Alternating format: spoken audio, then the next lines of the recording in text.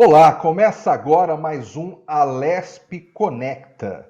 E o tema de hoje é o setor de flores e plantas aqui no Brasil. Nessa época de pandemia, esse tem sido um setor que também tem sofrido bastante. E para conversar sobre esse tema, eu recebo aqui o Sr. Kees Schumacher, presidente do Ibraflor, Instituto Brasileiro de Floricultura. Sr. Kees, seja bem-vindo. Muito obrigado. Boa tarde. Sr. Kees, nesse momento que ainda a gente vive essa situação da pandemia, a vacina ainda não começou a ser fabricada, ainda está em finalização de testes, muitos comércios já reabriram, mas também muitos ainda estão fechados, a crise econômica está espalhada pelo país inteiro. Como se encontra o setor de flores e plantas no Brasil? Nesse momento, até que tá bem, mas nós passamos por uma fase muito difícil. Em meados de março, quando estourou, a gente podia fazer o seguinte, dividir em três fases. Né? O primeiro, no início de março, meados de março, até Dia das Mães, é uma fase. Depois do Dia das Mães até Dia dos Namorados e de lá para cá. Bom, as nossas vendas caíram praticamente a zero. Zero, não foi totalmente zero, mas chegou muito próximo. Não passava dos 5% nas primeiras 2 semanas. Então, foi jogado uma quantidade enorme fora de flores. Os produtores ficaram apavorados, tomaram providências para... Já prevendo que ia demorar muito e reduzindo a sua produção. O que o setor fez, ou principalmente Ibraflor? Organizar um comitê de crise. Então, já na primeira semana foi a primeira reunião, e no total a gente já estamos no 16ª reunião até agora. Né? Então, agimos muito rápido no sentido de mostrar o estrago para a imprensa, né? Todas as televisões, e na rádio, revistas, jornais, saíam reportagens sobre o problema que a gente estava enfrentando. Então, e sempre acompanhado, por assim dizer, com mensagens positivas do que a flor poderia significar na vida das pessoas. Por exemplo, o slogan que lançamos, flor é alimento para a alma. E é verdade, isso muita gente descobriu de lá para cá. Isso fez com que realmente as vendas começaram a aumentar. Apenas uma exceção é de flores cortadas. Flores cortadas, até hoje, ela não passa do 60% do faturamento do ano passado, porque não é permitido ter decorações. Muita flor ainda está sendo jogada fora. Para flores e plantas, diferente, então. Então, voltando para maio, abril, semana a semana, as vendas começaram a melhorar pouca coisa, até já perto do Dia das Mães, a gente finalmente conseguiu com que, tanto no estado de São Paulo, né, com o apoio da Secretaria da Agricultura, né, o secretário Gustavo deu um apoio enorme para a gente, e também a ministra Tereza, declarando que flor é água, evidente, mas tinha que colocar isso aí, que era perecível, e, portanto, uma primeira necessidade. Então, isso deu uma ajuda muito grande no sentido de dar conforto para os proprietários de garden centers e floriculturas a abrir suas portas. Como foi isso já próximo do Dia das Mães, nem todos conseguiram se organizar, mas salvou Dia das Mães para os produtores. Então, chegamos a uma venda de 70% em comparação com o ano passado. Já era excelente. Entre Dia das Mães e Dia dos Namorados, que é 12 de junho, as vendas continuaram melhorando, melhorando, melhorando, sempre falando sobre plantas, né? E, na realidade, isso não parou. Hoje nós estamos num nível já igual ou melhor do que no ano passado. Então, na realidade, o pessoal, os nossos produtores estão felizes, estão confiantes, no sentido do que tem certeza agora do que, olha, tem vida depois da pandemia. Né? Isso já está comprovado. Então, respondendo diretamente, a situação está confortável nesse momento. Agora, senhor Keis, o Brasil acaba sendo um país muito grande e esse setor de flores, plantas, é um setor que o produto é um produto muito frágil. O produto exige uma logística muito bem feita. Nesse momento, o Brasil vive diferentes realidades. São Paulo é uma em relação à pandemia, o Norte e Nordeste é outra, o Sul é outra. Essa aparente normalidade que o senhor fala do setor é mais aqui em São Paulo ou já se espalhou pelo país mesmo?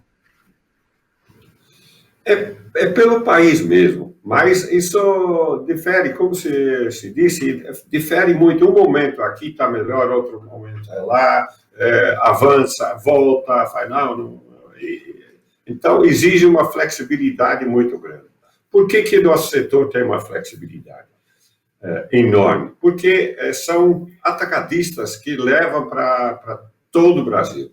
A partir de aqui, praticamente tudo a partir de São Paulo, mas principalmente na região de Olambra, isso vai para todo São Paulo, cidade de São Paulo, interior de São Paulo, mas também para toda e qualquer cidade do Brasil. E onde tem problema, o próprio atacadista já vai diminuindo, já vai prevendo, busca alternativas. Então, isso tem funcionado muito bem. Agora, por que a mercadoria chega bem? Porque um produto assim, ela tem que durar. Se não dura, o consumidor tem a tendência de não voltar a comprar. Por que ela chega em perfeitas condições? Porque a gente usa alta tecnologia para produzir, também na colheita. A gente chama isso cadeia de frio. Então, assim que o produto, por exemplo, flores cortadas, eles são colhidas, entra na cadeia de frio. Câmara fria, recebe tratamento, um produto para durar mais, né, um alimento, e não sai mais desse temperatura baixa. Então, ela pode viajar por 2, 3, às vezes, em alguns lugares, 4 dias, e ela chega em perfeitas condições. Por quê? A temperatura dentro do caminhão-baú é baixa. E com umidade boa, porque circula. Né? Então, nesse sentido, nós temos avançado bastante nesses últimos anos. O setor de flores e plantas, eu acredito que algumas espécies, poucas, mas algumas espécies, têm que vir mudas ou sementes de fora do país. Eu tô analisando certo, e nesse momento que a pandemia acaba se espalhando aí mundo afora, está havendo algum tipo de comércio por parte de sementes ou por parte de mudas do Brasil para outros países lá fora? Não mudou muito do que era, porque para exportar, não é fazer assim, você está exportando. Porque esses cadeias já estão funcionando, né, de diversos países. Então, eu conheço um caso apenas que era diferente, mas é o produto final. caso de flores de corte, lírio, que estão sendo exportados para Estados Unidos e Holanda. Por sorte, ocorreu uma falta nesses países, então foi positivo por parte dos produtores que estão conseguindo exportar. Agora, em sementes e mudas, não, tem programação, e isso pode, às vezes, pode cancelar, mas é mais por parte do produtor, do nosso lado, do que de fornecedor. Porque o fornecedor também trabalha com programações. Por exemplo, no caso de Phalaenopsis, já com 2 anos de antecedência, ele já sabe o que vai ser produzido e para quem. E assim com muitos produtos é assim. Realmente tudo está sendo feito em escala, por assim dizer, industrial, né? Então isso não muda, não é possível mudar por causa do pandemia. Se demora mais, evidentemente vai ter que se adaptar, né? Agora, senhor Keis, eu fiz até essa pergunta, porque como o Brasil é o segundo país aí em número de óbitos no mundo, pode haver, às vezes, algum preconceito, alguma resistência em determinado país por receber produtos nossos. Então, em relação ao setor de flores e plantas, até o momento não houve ninguém que não quis receber um produto brasileiro pela nossa situação em relação ao coronavírus aqui, né? Não, Fábio, isso não ocorreu e acho difícil de ocorrer, pelo que eu estou lendo e acompanhando o que acontece mundo afora, nesse mundo floral, por assim dizer, não está ocorrendo. É uma normalidade. E o que talvez é interessante saber, o que ocorreu aqui, ocorreu praticamente em todos os demais países no mundo. Tanto na Europa quanto nos Estados Unidos, eu vi da Ásia, cair até o fundo do poço e depois melhorando as vendas. Nesse momento, em todo lugar, estão sendo positivos. Então, e é interessante também mencionar essa onda de plantas verdes, plantas sem flores. É uma procura muito grande, além de cactos e etc. Momento positivo. Agora, no momento mais crucial da crise, que o senhor falou que alguns produtores tiveram que pegar a produção toda ali e jogar fora. Isso causou prejuízo para o setor imenso. O senhor conhece algum produtor que teve que parar a sua atividade pelo prejuízo financeiro que teve? Sim, conhecemos vários produtores que tiveram que parar, são principalmente pequenos produtores. Outros simplesmente pararam de produzir flores, quer dizer, tentar, antecipar o que não ia vender mesmo, por assim dizer, e mudaram para legumes, etc. Então, frutas, tem de tudo, morango, o pessoal que mudou para morango, outros para tomate, está ocorrendo muita coisa, porque o nível de insegurança era tremenda, né? Então, graças a Deus, não ocorreu o que a gente esperava, tá melhor, mas o pessoal sofreu. E até hoje, o prejuízo por parte dos produtores de flores de corte é grande. Não é pouco, não. É grande. Então, pode ser que com esses produtores vai ter mais quebra mais adiante, porque não há uma perspectiva do que isso volta a uma certa normalidade. Isso, a visão da maioria dos especialistas, o pessoal envolvido no ramo, é que vai lá para janeiro em diante que vai melhorar de fato. Sr. Keis, Olambra acaba sendo o centro desse setor de flores no Brasil, mas hoje em dia já existem alguns outros polos de floricultura também espalhados pelo país? De fato, Fábio, Olambra, vamos dizer, Olambra, sua região aqui, bem pertinho, se tornou um centro muito forte, devido às três cooperativas que operam aqui, a Ceia Flor, que faz um ano agora, é um grande sucesso. Muitos produtores que estavam vendendo a sua produção em Campinas e CEAGESP vieram para cá. Então, eu diria que na segunda-feira da manhã e na quarta-feira da manhã também, quando são os 2 dias principais, se soma as vendas desses 3 principais players aqui nessa região, você está falando que 80% da produção brasileira está sendo vendido nesses dias. É inacreditável a quantidade do que é comercializado. E é bom esclarecer que isso não é só produção daqui de perto, de Olambra. Não, vem de muitos lugares. E, inclusive, nos principais, tem produção de Atibaia, de Arujá, de Mogi das Cruzes, vem de todo lugar.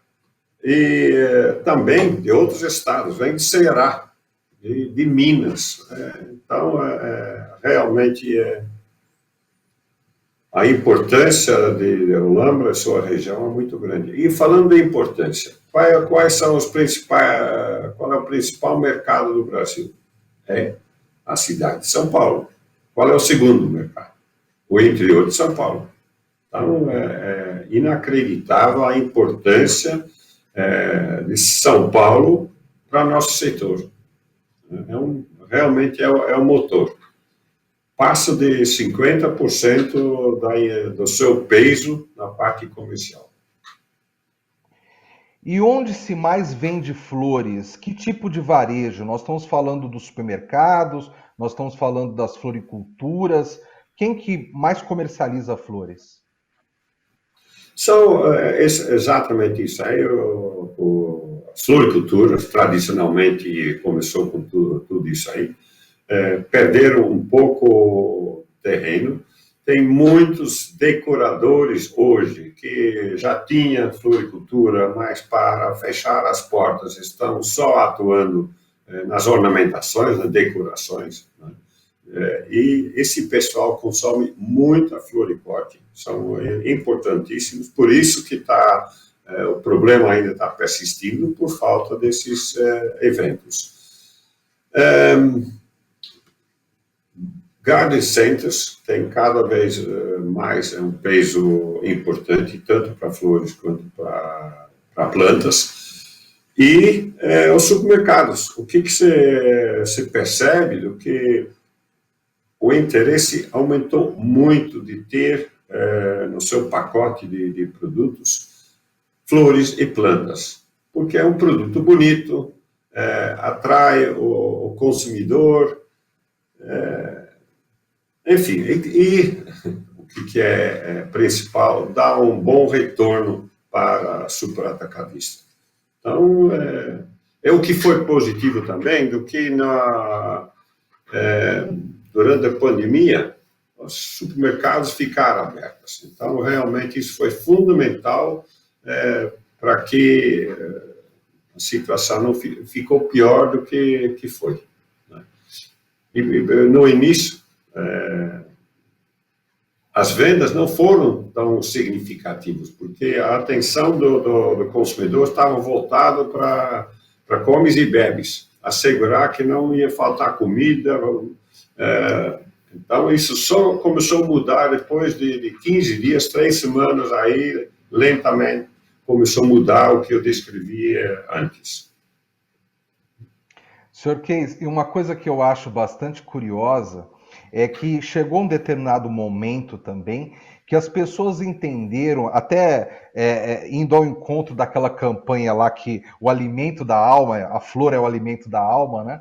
As pessoas começaram a usar, comprar às vezes mais plantas para decorar a casa, porque elas estavam ficando mais tempo dentro de casa, né? Flores, plantinhas, as pessoas que precisam trabalhar na frente do computador, que precisam ter uma espécie de um cenário agradável atrás, né? Então colocaram umas flores ali para ornamentar o ambiente.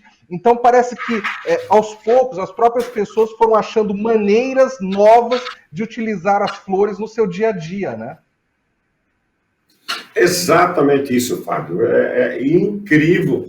E como isso mudou. Quer dizer, de repente, a flor, a planta faz. O pessoal sente falta quando não tem mais em casa. E isso sempre a gente tinha essa visão. Mas quando a vida é muito agitada, o mundo não para nunca, então você não enxerga tanto. Agora, de repente, deu uma pausa forçada para todo mundo. Aí quando todo mundo começa a olhar na sua casa, nossa, mas não está muito legal isso, não está. Aí deixa. No início, vamos dar uma mão para esse coitado de produtores, né? Porque está passando por dificuldade, e depois, nossa, como ficou lindo a minha casa, é outra casa, e continua. E agora que já está voltando praticamente para a normalidade, a gente percebe que não está mudando isso. O pessoal continua adquirindo flores e plantas. Isso é muito positivo. Então, nesse sentido, nós estamos otimistas. Quem sabe que daqui a algum tempo a gente vai dizer, nossa, mas essa pandemia foi positiva para nós. Né? Agora, Sr. Keis, o setor como um todo, a cadeia produtiva de flores e plantas, é uma cadeia complexa, né? Até aquilo que a gente conversou agora há pouco, da fragilidade, da complexidade logística. Então, eu acredito que para um instituto como o Ibraflor é necessário estar lutando contra desafios, tá sendo desafiado o tempo todo, né? Por esse mercado que tem as suas particularidades, tem as suas dificuldades. Hoje, quais seriam as maiores dificuldades do setor e que o Ibraflor tenta se ajustar a essas dificuldades e entregar aí uma condição melhor para os produtores de flores e plantas no país? O interessante do que a Ibraflor já existe mais de 25 anos e quem dá o maior apoio são as associações, né, regionais e principalmente as cooperativas aqui de Holanda. Mas quando você vai atrás de novos associados, a primeira pergunta que fazem é, mas o que eu ganho em troca da minha mensalidade? A expectativa é de, olha, eu pago 10 e será que não consigo 30 de volta com isso? Até surgir uma crise, que nem essa nós já tivemos outras, onde aconteceu praticamente a mesma coisa. E aí, defendendo com unhas e dentes a classe produtora e todo o setor, né, incluindo atacadistas e lojistas e etc., fizemos uma diferença incrível. Então, hoje não se discute mais. Todo mundo tem clara consciência do que foi graças ao esforço de Ibraflor, de unir todos os elos envolvidos, inclusive concorrentes ferrenhos, sentaram em volta à mesma mesa, discutindo as questões e definindo as ações. Então, isso foi muito positivo. Foi fundamental. Quais são os maiores desafios? Normalmente está a nível dos governos estaduais e federais, no sentido de batalhar para a legislação, mudanças necessárias sobre a importação, essas coisas mais. Então, nesse nível é preciso de especialistas. E nós estamos, o que é bom, sempre a gente pode contar com o apoio do CNA. O CNA tem dado um apoio muito grande para o nosso setor lá em Brasília. Aqui em São Paulo, nosso o CNA estado é seria, mais fácil, né? o CNA seria a Confederação Nacional de Nacional da Agricultura. Isso, é isso aí. Tá? Então, Ou seja, inclusive daqui a o diálogo com o poder público, talvez seja estreitar esse diálogo, talvez seja o maior desafio do setor.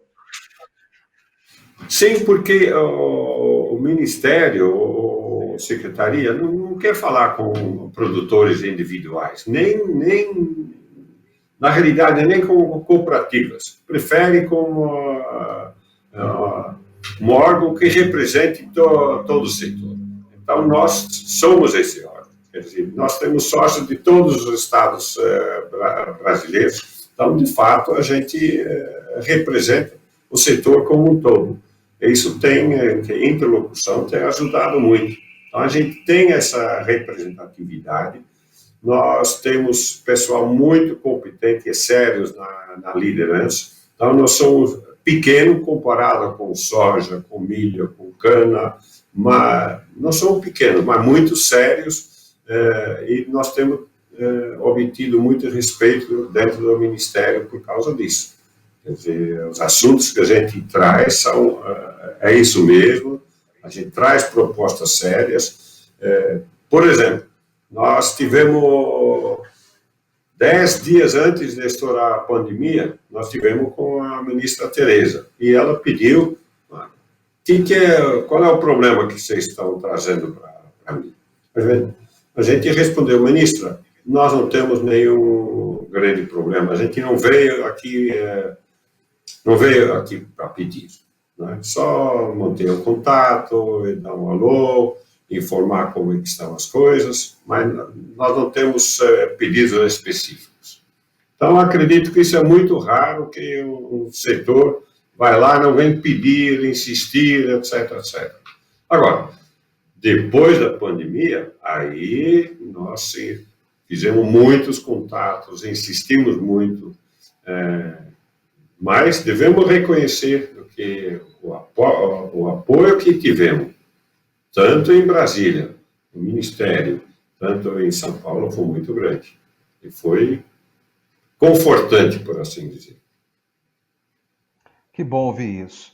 Então, Sr. Queijo, eu quero agradecer a sua presença aqui no Alesp Conecta, com essas informações do setor de flores e plantas do país, viu? Muito obrigado por todas as suas informações e pela sua atenção conosco. Às ordens, Fábio. Foi um prazer. Boa tarde. Obrigado, até logo. Termina aqui mais um Alesp Conecta. E você já sabe, todos os nossos programas podem ser vistos e revistos pela plataforma de YouTube. Entre no YouTube, procure Alesp e veja toda a nossa programação. Obrigado pela atenção mais uma vez e até o próximo programa.